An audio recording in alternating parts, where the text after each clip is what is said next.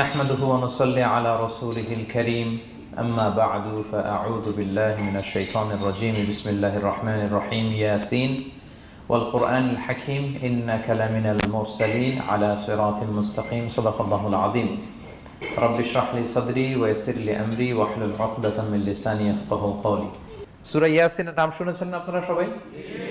মুখস্থ আছে না অনেকের? আমরা ছোটবেলা থেকে দেখতাম যে আমাদের দাদিরা, নানিরা, মায়েরা, খালারা ওনারা সূরা ইয়াসিন সকালবেলা পড়তেন, তাদের মুখস্থ ছিল সূরা ইয়াসিন। তো সূরা ইয়াসিন দুইটা পারায় একসাথে করে অবস্থিত, 22 এবং 23 পারা। এটা মাক্কি সূরা, ধারাক্রম অনুসারে এটা কোরআনের 36 নম্বর সূরা। এই সূরাটির আয়াত সংখ্যা মোট 83। এই সূরার অনেক ফজিলত আছে, কিন্তু ফজিলতগুলো বেশিরভাগ দুর্বল সনদের। একটা শুধু হাসান পর্যায়ের হাদিস পাওয়া যায়, বাকি সব দুর্বল। তো দুর্বল হলেও সমস্যা নাই, ফজিলতের ক্ষেত্রে দুর্বল হাদিস গ্রহণ করা যায়। কি কি আছে? এক হাদিসে সুনানে তিরমিজির বর্ণনায় রাসূল সাল্লাল্লাহু আলাইহি ওয়াসাল্লাম বলেছেন, ইন্না লিকুল্লি শাইআন কলবান ওয়া কলবুল কুরআনি ইয়াসিন। সব জিনিসের হৃদয় আছে, আর কোরআনের হৃদয়ের নাম হচ্ছে সূরা ইয়াসিন। যে ব্যক্তি একবার সূরা ইয়াসিন পড়ে, সে 10 বার পুরো কোরআন পড়ার সওয়াব পেয়ে যাবে। এটা একটা ফাজিলত। আচ্ছা, আরেক ফাজিলতে আছে, রাসূল সাল্লাল্লাহু আলাইহি ওয়াসাল্লাম বলেছেন, ইকরাউ সূরাতা ইয়াসিন আলা মাউতাকুম। তোমাদের মুমূর্ষদের সামনে বসে সূরা ইয়াসিন পড়ো। মৃত্যু পথযাত্রী এখনই মারা যাবে, অসুস্থ হয়ে পড়ে আছে, তাদের যাতে কষ্ট কম হয়, লাঘব হয়, রাসূল সাল্লাল্লাহু আলাইহি ওয়াসাল্লাম বলেছেন সূরা ইয়াসিন তার সামনে বসে পড়ো। কেন? এটা আমি সামনে বলবো। এগুলো দাঈফ সনদের। হাসান পর্যায়ের একটা মাওকুফ হাদিস আছে, ইবনে আব্বাস রাদিয়াল্লাহু তাআলা আনহু বলতেন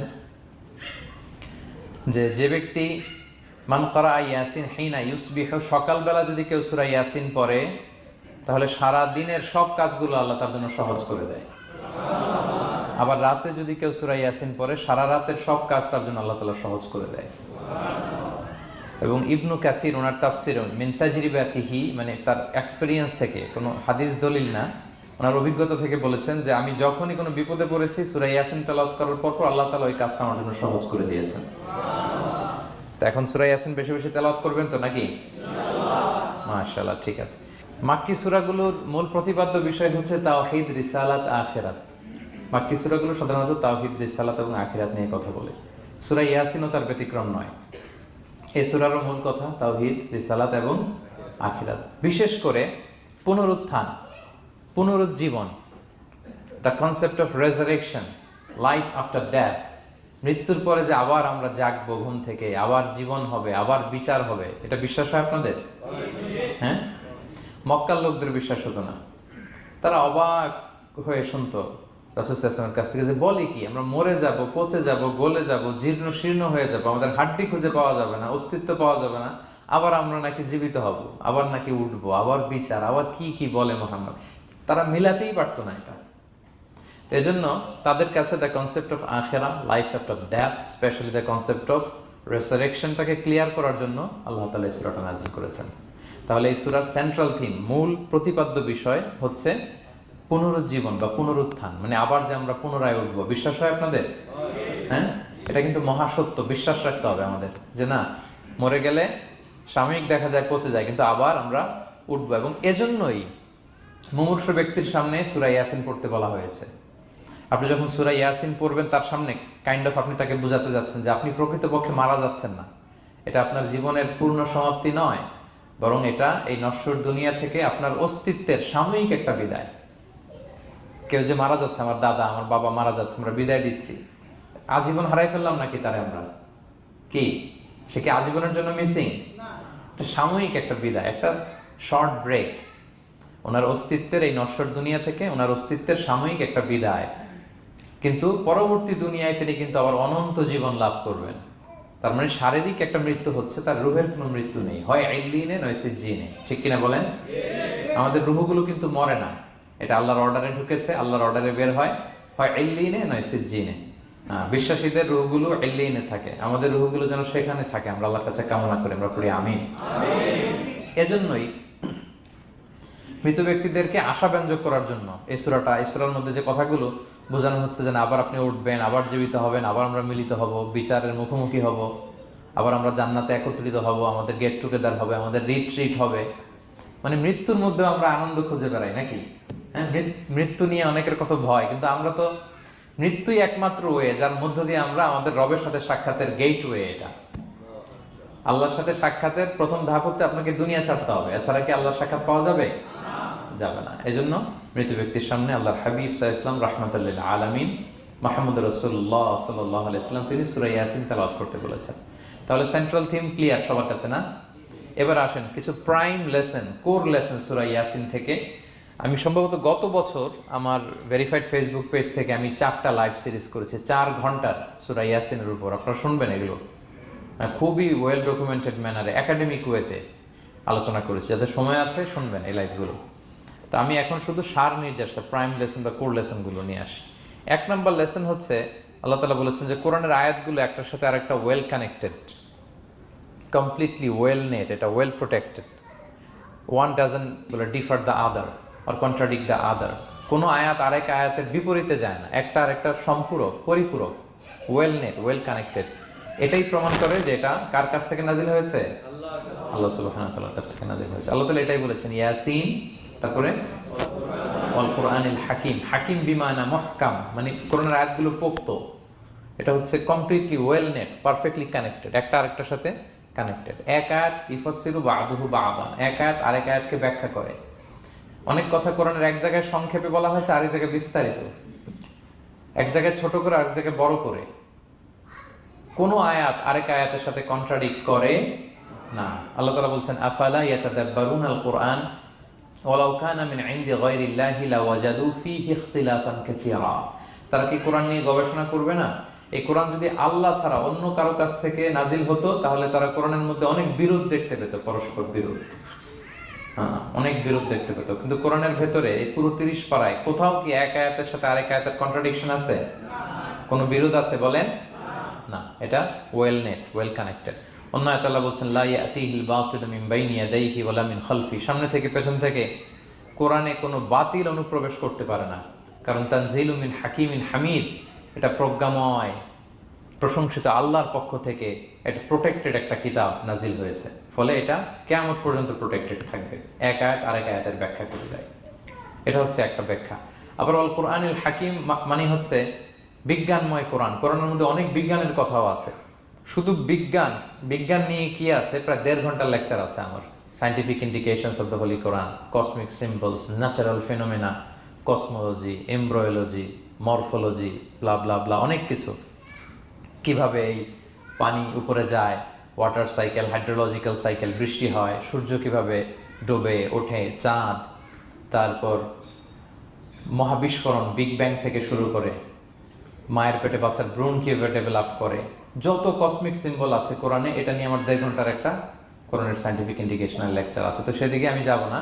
তো আল কোরআনুল হাকিমের 2টা ব্যাখ্যা হয়। এক হচ্ছে মুহকাম, মানে কোরআনের আয়াতগুলো প্রোটেক্টেড, কানেক্টেড। আরেকটা হচ্ছে কোরআনের আয়াতগুলো বিজ্ঞানসম্মত, বিজ্ঞানের সাথেও কন্ট্রাডিকশন করে না। কিছু যদি অমিল থাকে, বিজ্ঞানের অপেক্ষা করা উচিত। বিজ্ঞান সামনে আরো শিখবে, আরো জানবে, আরো ডেভেলপ হবে, তখন বারবার বিজ্ঞানের মাথা কোরআনের দিকে নিচু হয়ে আসবে। ঠিক কিনা বলেন? যত দিন যায় সহজ হয় কোরআন বোঝা আমাদের জন্য। বিজ্ঞানের আবিষ্কারের কারণে কোরআন বোঝা সহজ হয় এবং মিলে যাচ্ছে সবকিছু। তাহলে এটা হচ্ছে 1 নম্বর লেসন সূরা ইয়াসিন থেকে, যে কোরআনের সব ভার্সেস গুলা আর পারফেক্টলি কানেক্টেড, ইন্টারকানেক্টেড। 1 নম্বর। 2 নম্বর হচ্ছে সূরা ইয়াসিনের 10 নম্বর আয়াতে আল্লাহ তাআলা বলেছেন ওয়াসাওয়াউন আলাইহিম আনযারতাহুম আম লাম তুনজিরহুম লা ইউমিনুন। হে নবী, আপনি তাদেরকে ওয়ার্নিং দেন আর না দেন, সমান সমান, কাজ হবে না। এর কারণ হচ্ছে জেনে বুঝে যদি কেউ সত্যকে প্রত্যাখ্যান করে, তার অন্তরে আল্লাহ মোহর মেরে দেন। জেনে বুঝে সত্যকে প্রত্যাখ্যান করলে, আমি বুঝি নাই, আমি শুনি নাই, আমি জানি নাই, এটা আল্লাহ মাফ করবে। আমি কনভিন্স হই না, এই জন্য মানতেছি না, কিন্তু আমি জানি এটা সত্য, এরপরেও যদি সত্যটা গ্রহণ না করি, তাহলে কার মুক্তি আছে বলেন তো? না, তাহলে মুক্তি নেই। এজন্য যারা সত্যান্বেষী তাদেরকে আল্লাহ পছন্দ করেন। ভুল করে না এরকম কোনো মানুষ নাই পৃথিবীতে। সবাই আমরা ভুল করি, সবার ভুল হয়, এটাতে কোনো অসুবিধা নেই। কিন্তু জেনে আমি সত্যকে মানবো না, এটা আল্লাহ কখনো মেনে নেয় না। অন্য আয়াতে সূরা বাকারা আল্লাহ বলছেন খতামাল্লাহু আলা কুলুবিহিম ওয়া আলা সামঈহিম ওয়া আলা আবসারিহিম গিশাওয়া ওয়া লাহুম আযাবুন আযীম। যারা জেনে বুঝে সত্যকে মানে না, নেগলেক্ট করে, তাদের অন্তরে আল্লাহ সিল গালা মেরে দিয়েছেন, কর্ণকুহরে ছিপি ঢুকিয়ে দিয়েছেন, চোখের সামনে পর্দা, আর কিছু দেখে না। কারণ ওরা সত্যটা মানতে চায়, নিয়তি করে ফেলছে যে আমি মানবো না। কেউ যদি নিয়ত করে ফেলে যে আমি বুঝবো না, যত বুঝাক, তারা বুঝানো যাবে? আমরা বাংলা একটা কথা বলি না যে ঘুমিয়ে থাকলে তাকে জাগানো সহজ, কিন্তু ঘুমের ভান ধরলে, ভান ধরে আছে ওরা তো ধাক্কা মারতেছি টানতেছি, ও কি উঠবে ঘুম থেকে? না। এটার উদাহরণ দেখেন আবু জাহেল আর ওমরে ফারুক রাদিয়াল্লাহু তাআলা আনহু, দুইজনই ইসলামের শত্রু ছিল, ইসলাম বিরোধী ছিল, কিন্তু ওমরে ফারুক রাদিয়াল্লাহু তাআলা আনহু ছিলেন সত্যান্বেষী, সত্য শুনলেই মানতেন। কিন্তু আবু জাহেল ছিল তার বিপরীত, সে ছিল গোড়া, অহংকারী, ইগোইস্টিক সমস্যা ছিল তার। সে জানতো যে আল্লাহর হাবিব সাল্লাল্লাহু আলাইহি ওয়াসাল্লাম আল্লাহর পক্ষ থেকে নাজিল হওয়া আসা একজন রাসূল, কোরআন আল্লাহর পক্ষ থেকে নাজিল হওয়া একটা কিতাব, জানার পরেও সে মানে নাই, ফলে তার নসিবে হেদায়েত জোটে নাই। কিন্তু ওমরে ফারুক রাদিয়াল্লাহু তাআলা আনহু কিছুদিন পরেই উনি শাহাদা পড়ে ফেলছেন, এবং রাসূল সাল্লাল্লাহু আলাইহি ওয়াসাল্লাম দোয়া করেছিলেন যে আল্লাহ আল্লাহুম্মা আইজ্জাল ইসলাম বি আহাব্বি হাযাইনির রাজুলাইনি ইনদাক, আল্লাহ দুজন লোকের যাকে তোমার ভাল লাগে তাদের একজনকে ইসলামের ছায়াতলে এনে তুমি ইসলামটাকে শক্তিশালী করো। একজন হচ্ছে আবু জাহাল, আরেকজন হচ্ছে ওমর। আল্লাহ তাআলা কার জন্য দোয়াটা কবুল করেছেন বলেন তো? ওমর ফারুকের জন্য, কারণ ওনার হৃদয়টা সাদা ছিল, সাদা মনের মানুষ, কলবে সালিম, সত্য যেখানে ওইটাই উনি গ্রহণ করতেন, সত্যের সামনে দুর্বল ছিলেন। আর আবু জাহেল জেনে বুঝে সত্যকে প্রত্যাখ্যান করেছেন। সো 2 নাম্বার শিক্ষাটা আমরা যেটা পেলাম, যে জেনে বুঝে সত্য প্রত্যাখ্যান করলে আল্লাহ তার জন্য হেদায়েত বরাদ্দ রাখেন না। এজন্য আমরা আমাদের বাকি জীবনটুকু আমরা এই মেন্টালিটি, মাইন্ডসেট যেন আমাদের থাকে যে সত্য দেখলেই আমরা মানবো, যেখানেই সত্য ওইটাই আমি গ্রহণ করবো। কি বলেন? এটা যদি আমার বিরুদ্ধে যায়, আমার দলের বিরুদ্ধে গেলে, বাবার বিরুদ্ধে গেলে, মানতেই হবে আমাকে। সত্য যেখানে আছে ওখানেই আমাদেরকে ছুটে যেতে হবে। দুটো চলে গেল। 3 নাম্বার হচ্ছে আমরা পৃথিবীতে যা করি, আমরা অনেক সময় মনে করি যে দরজা বন্ধ করে দিলে, সুইচটা অফ করে দিলে আর বুঝি কেউ দেখে না। তা আসলে আমরা আসমানি বিশেষ নজরদারির ভেতরে আছি, এটা আমরা ভুলে যাই যে সবার চোখ ফাঁকি দেয়া গেল, একজনের চোখ ফাঁকি দেয়া যায় না। তিনি কে বলেন তো? লা তুদরিকুল আবসার ওয়া হুয়া ইউদরিকুল আবসার ওয়া হুয়াল লাতীফুল খাবীর। কেউ তারে দেখে না, কিন্তু তিনি সবাইকে দেখে। কোন চোখ তাকে দেখে না, কিন্তু তিনি সব চোখগুলোকে দেখে। তাহলে 3 নম্বর লেসন হচ্ছে everything is recorded in well documented man. আমরা যা বলি, যা করি, যা লিখি, সবকিছু রেকর্ড করা হচ্ছে। কিন্তু সেদিন আপনি দেখবেন, ভালো করলেও দেখবেন, খারাপ করলেও আপনি দেখবেন। তার মানে সবকিছু লিপিবদ্ধ হচ্ছে, সংরক্ষিত হচ্ছে। এটা আল্লাহ কোথায় বলেছেন? সূরা ইয়াসিনের 12 নম্বর আয়াত। আল্লাহ বলেন নাকতুবু মা কদ্দামু ওয়া আসারহুম, তারা যা আমল করেছে আমি লিখে রাখি। ওয়া আসারহুম, এবং যা তারা দুনিয়ার জন্য রেখে গিয়েছে তাও লিখে রাখি। মানে এনি অ্যাকশন দে লেফট বিহাইন্ড, এনি ইফেক্ট দে লেফট বিহাইন্ড। এটা সাদাকায়ে জারিয়া বা গুনায়ে জারিয়া। সাদাকায়ে জারিয়া হচ্ছে আপনারা ভালো কাজ করছেন, ধরেন যে দ্বীনি জ্ঞান শিক্ষা দিচ্ছেন, আমি সূরা ফাতিহা শিক্ষা দিলাম আপনাদেরকে, তো আপনারা এটা দিয়ে আজীবন নামাজ পড়তেছেন, আপনার সওয়াব তো আপনি পাবেনই, কিন্তু ওই যে আমি শিক্ষা দিলাম একটা পার্সেন্টেজ সওয়াব আজীবন আমার আমল নামে আসবে। শুধু তাই না, আপনি যে আবার আরেকজনকে সূরা ফাতিহা শিক্ষা দিবেন, সে তার পরবর্তী নেক্সট জেনারেশনকে সূরা ফাতিহা, এইভাবে কিয়ামত পর্যন্ত এই চেইন ধরে সূরা ফাতিহা যত লোক শিখবে তারা তাদের সওয়াব ঠিকই পাবে, কিন্তু তার একটা পার্সেন্টেজ সওয়াব আল্লাহ তাআলা আমার আমল নামায় দিয়ে দিবে। এটাকে বলে আসার। ওয়া নাকতুবু মা কদ্দামু, নিজে যা আমল করলাম আল্লাহ বলে এটাও লিখে রাখছি। ওয়া আসারহুম, any effect you left behind in this দুনিয়া, যেটা আপনি রেখে গেছেন এটাও আল্লাহ লিখে রাখবে। এবং অকুল্লা শাইইন আহসাইনাহু ফি ইমামিন মুবিন, আল্লাহ বলেন সবকিছু একটা নথির ভেতরে নথিবদ্ধ করে। নথি চিনেন তো না? ডায়েরি। তারপর আমাদের বাংলাদেশে তো যে আগে হাল খাতা করতো না, টালি খাতা বিশাল বড় বড়, এখন আছে কিনা, বিশেষ করে মুদির দোকানে দেখা যায় বড় মোটা মোটা ধপাস করে সে টেবিলের উপর ফেলে, তারপর আপনার নাম দেখে বের করে আপনার কত বাকি, কত দিতে হবে। এই যে টালি খাতা, হ্যাঁ, এই নথি করে রাখছে আল্লাহ তাআলা আমাদের সবকিছু যা করলাম, যেটার ইফেক্ট দুনিয়াতে আমি রেখে গেলাম। এবং অন্য আয়াতে আল্লাহ তাআলা বলছেন মা ইয়ালফিযু মিন কাওলিন ইল্লা লাদাইহি রাকীবুন আতীদ, আমি মুখ দিয়ে যা উচ্চারণ করি সব আল্লাহ তাআলা একজন পর্যবেক্ষক ফেরেশতার মাধ্যমে তুলে রাখেন, সব আপনি দেখতে পাবেন। শুধু তাই না, এখানে একটা স্পেশাল লকেট রেখেছেন আল্লাহ। আল্লাহ বলেন ওয়াকুল্লা ইনসানিন আলজামনাহু তায়রাহু ফি উনুকিহি ওয়া নুখরিজু লাহু ইয়াওমাল কিয়ামাতি কিতাবান ইয়ালকাহু মানশুরা। প্রত্যেকের গ্রীবালগ্নে আমি একটা স্পেশাল সিম কার্ডের মতো রেখেছি, যা বলো এখানে রেকর্ড হয়ে আছে, কিয়ামতের দিন আমি সব বের করে দিব। তাহলে পালানোর জায়গা আছে? That means we are under surveillance, হ্যাঁ, 24/7 আল্লাহ তাআলা মনিটর করছেন। এবং এই বিশেষ আসমানি নজরদারি থেকে আমরা কেউই মুক্ত না। তাইলে লাইট বন্ধ করে দিলেন, দরজা আটকায় দিলেন, কেউ দেখে না, না? কেউ যেটা দেখে না সেটা দেখেন কে? আচ্ছা, তিনটা জেনে গেলেন। 4 নম্বরে হচ্ছে পৃথিবীতে সব নবীরা এক মিশন এবং ভিশন নিয়ে এসেছে। সব নবীরা লা ইলাহার দাওয়াত দিয়েছে, তাই না? এক আল্লাহর দাওয়াত দিয়েছে। আচ্ছা, কখন কি এমন হয়েছে কোন নবী এসে বলছে যে আল্লাহ একজন, আবার আরেক নবী এসে বলছে না আল্লাহ 2-3 জনও হইতে পারে? হ্যাঁ, বলছে? কোন নবী এসে বলেছে মৃত্যুর পর এক জীবন আছে, হিসেব দিতে হবে, পাই টু পাই হিসেব হবে? আরেকজন বলছে না, এরকম নাও থাকতে পারে। এরকম এক নবী এক কথা, আরেক নবী আরেক কথা হয়েছে? এগুলো নবীদের মধ্যে হয়, কবিদের মধ্যে হয়। এক কবি এক কথা বলে, আরেক কবি, এক দার্শনিক এক কথা বলে, আরেক দার্শনিক আরেক কথা, এক রাজনীতিবিদ এক কথা, আরেক রাজনীতিবিদ আরেক। এদের মধ্যে ধাক্কাধাক্কি হয়, কিন্তু নবীদের মধ্যে কথার মধ্যে এগুলো আছে? কারণ তারা মন গড়া কথা বলে না। ওমা ইয়ানতিকু আনিল হাওয়া ইন হুয়া ইল্লা ওয়াহিয়ুন ইউহা। তাদের কথা আসে একটা হেডকোয়ার্টার থেকে। হেডকোয়ার্টারটা কার? আসমানি রেভেলেশনের বেসিসে ওনারা কথা বলেন। মন গড়া কোনো নবী কোনো কথা বলেন না।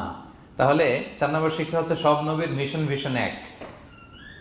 এজন্য তাদের মধ্যে একটা কোঅপারেশন ছিল।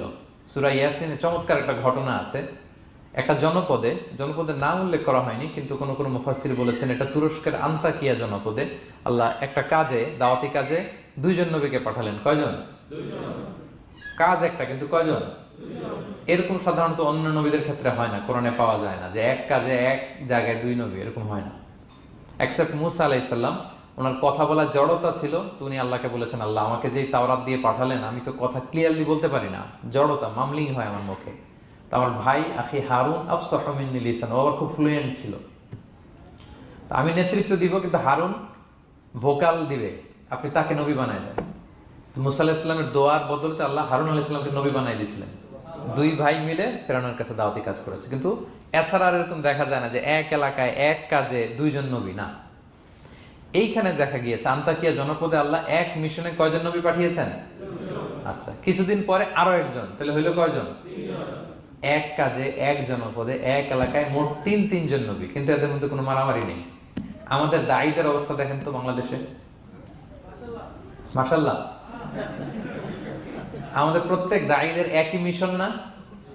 একই মিশন, একই ভিশন, একই লক্ষ্য, একই ডেস্টিনেশন, কিন্তু কত বিভেদ, কত বিরোধ দেখেন। আল্লাহ তাআলা সূরা ইয়াসিনের 14 নম্বর আয়াতে বলছেন ইদ আরসালনা ইলাইহিম মুসনাইন, প্রথম 2 জন নবী পাঠালাম একটা মিশনে, ফাআজ্জাজনা বিসালিস, এবং 3য় জন দিয়ে আরো এদেরকে মজবুত করলাম। ফাকালু ইন্না ইলাইকুম মুরসালুন, তারা যে 3 জন একই কথা বলে যে আমরা রাসূল হয়ে এসেছি। তাহলে দেখেন নবীদের মধ্যে পারস্পরিক শ্রদ্ধাবোধ ছিল। বড় নবী, ছোট নবী, প্রধান বক্তা, দ্বিতীয় বক্তা, তৃতীয়, এগুলো ছিল না। এই 3 নবীর মধ্যে প্রধান নবী, দ্বিতীয় নবী, তৃতীয় নবী আছে নাকি? না। 3 জন একই মিশনে, একই ভিশনে, কোঅপারেশনে তারা এগিয়ে গিয়েছে। তো দেখেন আমরা যারা কোরআনের দায়ী, আমরা তো নবীদের কাজটাই করি, ফলে আমাদের মধ্যে এই কোঅপারেশন থাকতে হবে, এই রেসপেক্ট থাকতে হবে। আমি ব্যক্তিগতভাবে খুবই লজ্জিত যে আমাদের এই দাওয়া অঙ্গনটাকে আমরা কলুষিত করে ফেলেছি।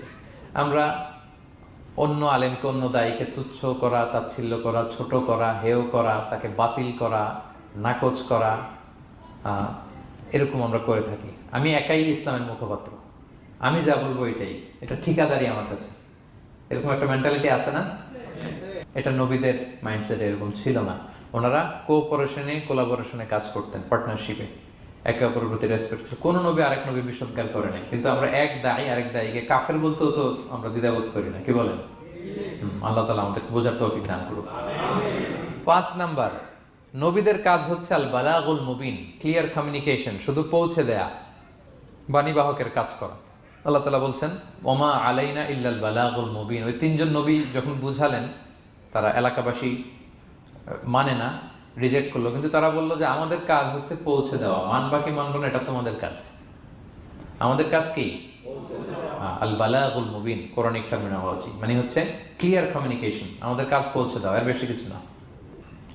আমরা অনেক সময় একটু জবরদস্তি করতে চাই, জোরাজুরি করতে চাই, এই নামাজ পড়ো না কেন, তাকে জোরাজুরি করা, দাঁড়িয়ে রাখানো, জোরাজুরিতে বেশি কাজ হয় না। আপনি পাওয়ারফুল মেসেজ দিবেন, ইনফ্লুয়েন্স করবেন, এতেই আল্লাহ হেদায়েত দিবে। কারণ হেদায়েতটা নিয়ন্ত্রণ করেন একমাত্র কে? আল্লাহ। এখানে আর কারো হাত নাই, এমনকি নবীরও না।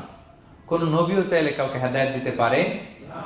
আল্লাহর হাবিব সাল্লাল্লাহু আলাইহি ওয়াসাল্লাম মক্কাবাসীদের পেছনে ঘুরতে ঘুরতে পেরেশান, উনি তো রহমতের নবী, উনি ভাবতেছিলেন হায় রে একটু যদি আমার কথা মানতো তাইলেই তো জাহান্নাম থেকে বেঁচে যায়, আর একটু দাওয়াত দেই, সকালে দেই, দুপুরে দেই, বিকেলে দেই, রাতে দেই। তাদের পিছনে ঘুরতে ঘুরতে রাসূল সাল্লাল্লাহু আলাইহি ওয়াসাল্লাম পেরেশান হয়ে যেতেন। আল্লাহ তাআলা সূরা কাহফে আয়াত নাযিল করলেন, ফালা আল্লাকা বাকিউন নাফসাকা আলা আসারিহিম ইল্লাম ইউমিনু বিহাদাল হাদীথি আসাফা। নবী, ওরা যদি শুনতে না চায়, আপনি তো ওদের পিছনে ঘুরতে ঘুরতে পাগল হয়ে যাচ্ছেন বোধহয়, না রেখে দেন, মানলে মানুক, না মানলে নাই। হেদায়েত দেওয়ার মালিক হচ্ছে আমি। ফাযাক্কির ইন্নামা আনতা মুযাক্কির, আপনি শুধু স্মরণ করিয়ে দেন, উপদেশ দেন। লাস্তা আলাইহিম বিমুসাইতির, আপনি বল প্রয়োগ করতে আসেন, আপনাকে দারোগা বানাই পাঠাইনি আমি, আপনি শুধু পৌঁছে দিবেন। এমনকি রাসূল সাল্লাল্লাহু আলাইহি ওয়াসাল্লাম ওনার চাচা আবু তালেবের হেদায়েতের জন্য অনেক ট্রাই করেছেন, কিন্তু হেদায়েত নসিব হয়েছে বলেন? কারণ ইন্নাকা লা তাহদি মান আহবাবতা ওয়ালাকিন্নাল্লাহ ইয়াহদি মান ইয়াশা। নবী, আপনি যাকে চান তাকে হেদায়েত দিতে পারবেন না। তাহলে আমাদের যারা দাঈ, আমাদের কাজ কি? পৌঁছে দেওয়া। বলেন তো, কাজ কি? নাকি বল প্রয়োগ করা, জোরাজোরি করা? মাশাআল্লাহ। 7 নাম্বার লেসন হচ্ছে, এই পৃথিবীর সবকিছু আইন মানে কার? বলেন তো, আল্লাহর। ইচ্ছায় অনিচ্ছায় সবকিছু আল্লাহর আইন মানে, আমরা ছাড়া শুধু। আকাশ, জমিন, বাতাস, বৃষ্টি, মেঘমালা, পাহাড়, সাগর, নদী, সূর্য, চন্দ্র, সব আইন মানে কার? আল্লাহর আইন মানে। সে কথা আল্লাহ বলছেন, ওয়াশ-শামসু তাজরি লিমুস্তাকাররিল লাহা, আমি সূর্যের জন্য একটা গতিপথ দিয়েছি, কক্ষপথ, অক্ষপথ, সে ওইদিকেই ঘুরে, ওরা ঘুরতে বলছে ও ঘুরে, এর কোনো ব্যত্যয় নাই। যালিকা তাকদীরুল আজিজিল আলিম, এটা আমি আল্লাহ ফিক্স করে দিয়েছি।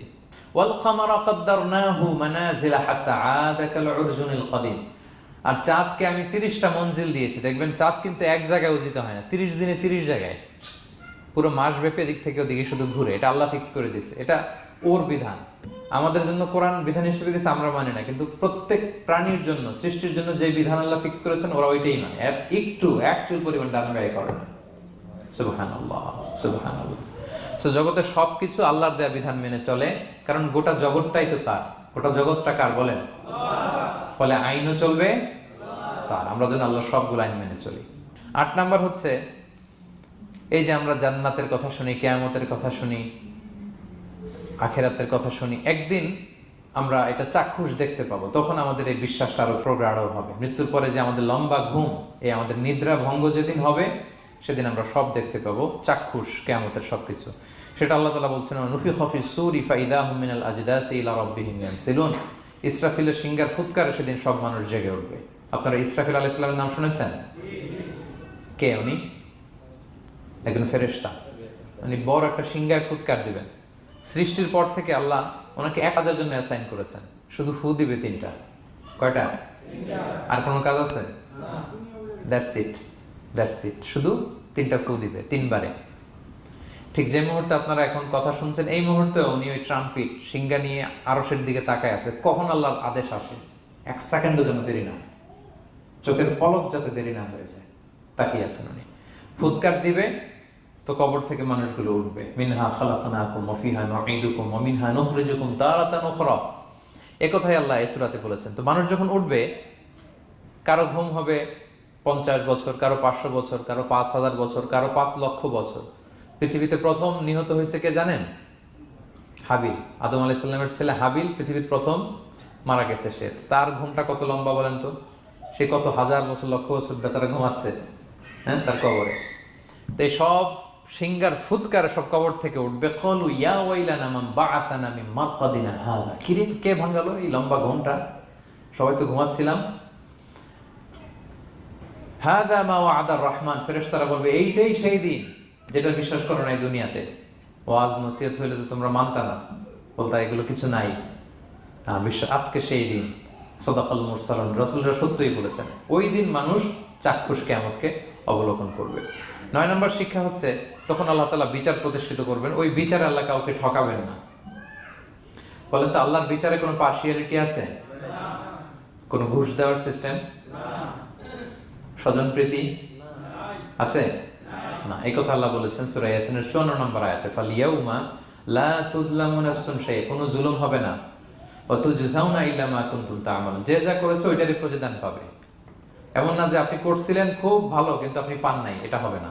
যার যে রিওয়ার্ড পাওয়ার কথা ওইটাই পাবেন, কারণ আল্লাহ জুলুম করেন না। ওমা আনা বিযাল্লামিন লিল আবিদ, আল্লাহ বলে আমি আমার বান্দার প্রতি বিন্দু পরিমাণ জুলুম করি না। ওয়ানাদুল মাওয়াজিনাল কিসতা লিয়াউমিল কিয়ামা ফালা তুযলামু নাফসুন শাইআ, সেদিন আমি ন্যায় বিচারের মানদণ্ড স্থাপন করব, ওখানে একটা চুল ফেললেও এটা ওজন হয়। ফামান ইয়ামাল মিসকালা যাররাতিন খায়রান ইয়ারা ওয়া মান ইয়ামাল মিসকালা যাররাতিন শাররান ইয়ারা, অনুপরিমাণ ভালো করলে ভালো পাবেন। এই যে সে লিল্লাহি তাকবীর বলছে, সওয়াব হয়েছে না? সে ওই দিন আমলনামায় দেখবে কি রে, অমুক এক মাহফিলের মধ্যে আমি লিল্লাহি তাকবীর বলছিলাম, এইটার এতগুলা সওয়াব। তারপরে এই যে আপনারা আল্লাহু আকবার বলছেন, এতে সওয়াব হয়েছে না? তো এরকম ছোট্ট ছোট্ট প্রতি মুহূর্তে, একজন রাস্তা চেনে না, রাস্তা দেখাই দিলেন, একজন একটা ভালো উপদেশ দিলেন, হ্যাঁ, এইভাবে ছোট্ট ছোট্ট যত ভালো কাজ সব পাবেন, ছোট্ট ছোট খারাপ কাজ সব সেদিন পাবেন, কোনো জুলুম হবে না। আচ্ছা, 10 নম্বর শিক্ষা হচ্ছে, যারা জান্নাতে যাবে, জান্নাতের একটা ফিচার হচ্ছে, মেজর ফিচার, জান্নাতে যে জান্নাতীরা যা চাবে তাই পাবে, কোনো না নাই সেখানে, যার যেটা মনে চায়। এটা সূরা ইয়াসিনের 57 নম্বর আয়াত আল্লাহ বলেছেন, লাহুম ফিহা ফাকিহা ওয়া লাহুম মা ইয়াদদাউন, সেখানে অজস্র অঢেল সুস্বাদু মুখরোচক ফলমূল থাকবে। দুনিয়াতে এক ফলে এক মজা, আনারসের মজা তরমুজে নাই, তরমুজের মজা আমে নাই, আমের মজা বাঙ্গিতে নাই, বাঙ্গির মজা কাঁঠালে নাই, কাঁঠালের মজা ডুরিয়ানে নাই, যেইটা খাবেন ওইটা স্বাদ। জান্নাতে এক ফলের ভেতরে 1000 রকমের স্বাদ আল্লাহ ঢুকাই দিবে। আচ্ছা, দুনিয়াতে যে কমলা খান, কমলার ছোলা খান, হ্যাঁ, ডাব যে খান, ডাবের ছোলাটা খান, শুধু পানি, ওইখানে ডাবের চেয়ে আর ডাবের ছোলা মজা লাগবে। কমলার চেয়ে কমলার ছোলা হবে আরো সুস্বাদু, মানে ওইটার ফিচারের সাথে দুনিয়ার ফিচারের কোনো তুলনাই হয় না, নো কম্পারিজন, যা চাবে তাই পাবে। ইয়াসিনের 11 নম্বর শিক্ষা হচ্ছে, সেদিন নিজের হাত পা নিজের বিরুদ্ধে সাক্ষী দিবে যারা জাহান্নামে যাবে।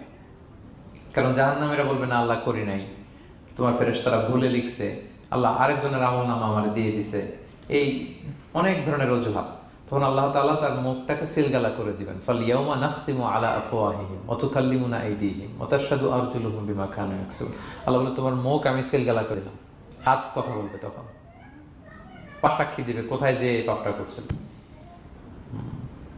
আপনি অবাক হন, কি রে, এই হাতে তো কত আংটি পরলাম, এরপর কত লোশন মাখলাম, হ্যাঁ, কত সুন্দর বডি ওয়াশ দিয়ে হাতটাকে ক্লিন রাখলাম, তারপর হাতের মধ্যে গ্লাভস পরলাম, হাত পা কত যত্ন আমি নিলাম, এই হাত পা আমার বিরুদ্ধে কথা বলে, রাগে মানুষ বলবে ওয়াকালু লিজুলুদিহিম লিমা শাহিদতুম আলাইনা, কি রে আমার বিরুদ্ধে কথা বলিস কেন?